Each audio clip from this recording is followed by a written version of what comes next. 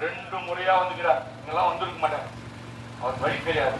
அதனால அவர் திருப்பியும் நான் வந்து போனதுக்கு அப்புறம் அவர் 20 நாள் போட்டு இந்த பக்கம் ஓட்டுக்கிட்டு கேட்கறதுக்கு வந்தாருன்னா இந்த நம்மளுடைய பார்ட்டியை விருது தோடம் கிட்டத்தட்ட 70,000 ரூபாய் ஓட்டு கொடுத்து இந்த அம்மாவுக்கு அக்காவுக்கு வந்து 30,000 ரூபாய் போனா மிச்சம் 40,000 ரூபாய்க்கு மேல இருக்குது.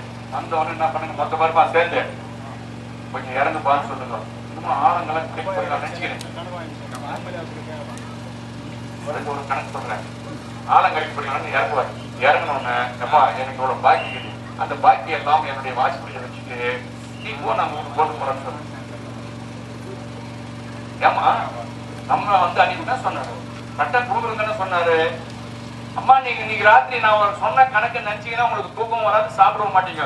நேரா வீட்டுக்கு போங்க, ஒண்ணு கறி எடுத்துங்க, இல்லன்னா வந்து இலை அறுத்துங்க. தப்ப தப்ப தப்ப ஒரு 60 போடு போடுங்க. நீங்க உங்களுக்கு நியாயமா வந்துகிற துட்டுலாம் இப்படி குறுக்க போட்டு போட்டு அடிச்சிடுங்க. மிச்சத்தை எண்ணிக்கையில பாக்கி எழுதி வைங்க. அவர் வந்தவுடன் கேளுங்க.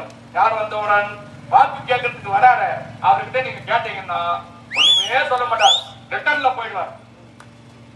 எனவே நீங்கள் தயவு கூர்ந்து ஐயா எடப்பாடியார் வந்தாதான் இதெல்லாம் நடக்கும். நல்லா சிந்தித்து பாருங்கள். எப்படி எம்ஜிஆர் நல்லது பண்ணார், அம்மா புரட்சியார் அம்மா நல்லது பண்ணார்.